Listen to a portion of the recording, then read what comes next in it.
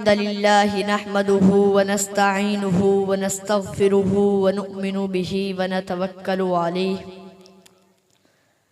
أما بعد فأعوذ بالله من الشيطان الرجيم بسم الله الرحمن الرحيم فلولا نفر من كل فرقة منهم طائفة ليتفقهوا في الدين صدق الله العظيم وقال النبي صلى الله عليه وسلم انما بعثت معلما او كما قال عليه الصلاة والسلام۔ امامت ہم نے کرنی ہے، سیاست ہم نے کرنی ہے،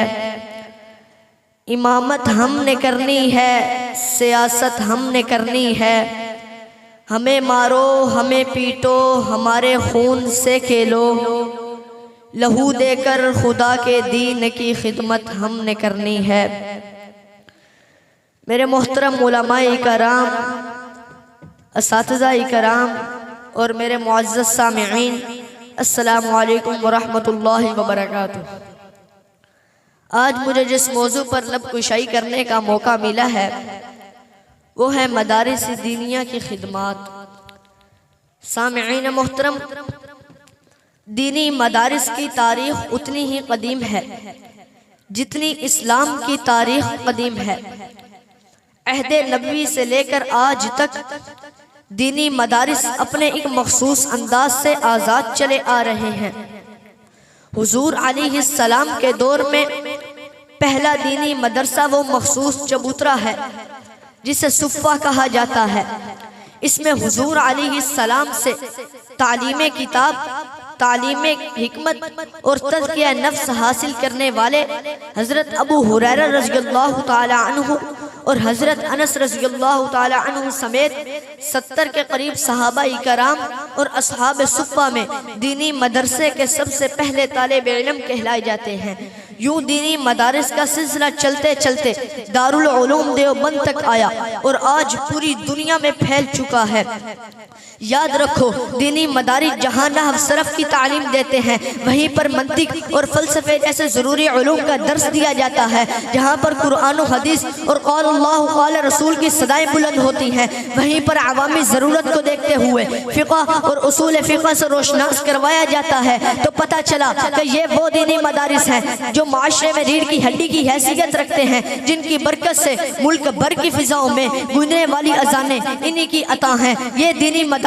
ہر زمانے میں ایسے رجال کو جنم دیتے ہیں جن کے تذکروں سے ایمان کو تازگی، ذہانت کو پاکیزگی، عمل کو شائستگی کی دولت نصیب ہوتی ہے۔ شاعر نے مدارس کی ترجمانی کرتے ہوئے کچھ اس انداز میں کہا ہے کہ عین حق ہے تجھے علم کا دریا کہہ دوں، کہ عین حق ہے تجھے علم کا دریا کہہ دوں، یہ بھی سچ ہے کہ تجھے گلشن تقویٰ کہہ دوں، تو نے پیدا کیا محمود و رشید و انور، زیب دیتا ہے کہ تجھے جس قدر اچھا کہہ دوں۔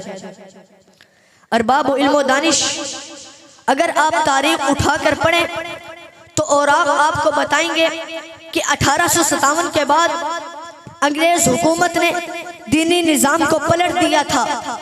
دینی مدارس کو ختم کر دیا تھا، تعلیمی نظام کو جڑ سے اکھاڑ پھینکا تھا۔ تو اس وقت ملت کو سہارا دینے کے لیے دو طبقے میدان میں آئے۔ ایک طبقہ علماء کرام کا تھا جنہوں نے قرآن و حدیث اور دین کی خدمات کو اپنے سر لیا۔ دوسرا وہ طبقہ سامنے آیا جس نے قوم کو جدید علوم سے متعارف کروانے کی ذمہ داری قبول کی، سائنس اور ٹیکنالوجی سکھانے کا وعدہ کیا۔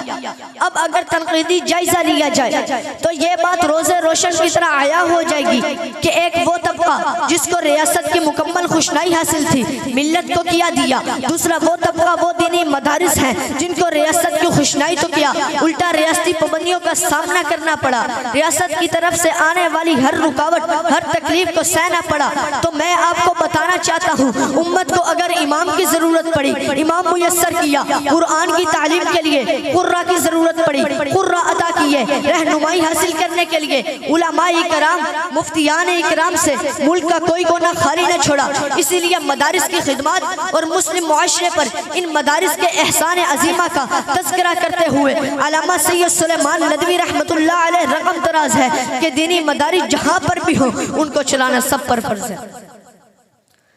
حکیم الامت مولانا اشرف علی تھانوی رحمۃ اللہ علیہ اپنی کتاب میں لکھتے ہیں کہ اس وقت دینی مدارس کا وجود مسلمانوں کے لیے ایک ایسی بڑی نعمت ہے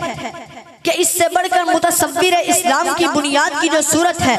اگر دنیا میں اسلام کی بقا کی کوئی صورت ہے تو وہ یہ دینی مدارس ہے۔ اگر دینی مدارس کی خدمات دیکھنا چاہتے ہو تو سامعین محترم، مولانا احسن گیلانی صاحب اپنی کتاب میں فرماتے ہیں کہ یہی وہ دینی مدارس ہیں جنہوں نے امت کے ایک طبقے کو، خواہ ان کی تعداد جتنے بھی کم ہو، اخلاقی پابندیوں سے باندھ رکھا ہے۔ یہ وہ دینی مدارس ہیں جنہوں نے انسانیت کا ترہ افتخار تحت الثری سے اٹھا کر موجے صراط تک پہنچا دیا، اور انسانیت کو انسانیت کا وہ رستہ دکھایا جس کی آج تک تاریخ مثال پیش نہیں کر سکتی۔ تو پھر میں کیوں نہ کہوں کہ واقف تو ہیں اس راز سے یہ دار و حسن بھی، واقف تو ہیں اس راز سے یہ دار و حسن بھی، ہر دور میں تکمیل وفا ہم سے ہوئی ہے۔ وآخر دعوانا الحمدللہ رب العالمین۔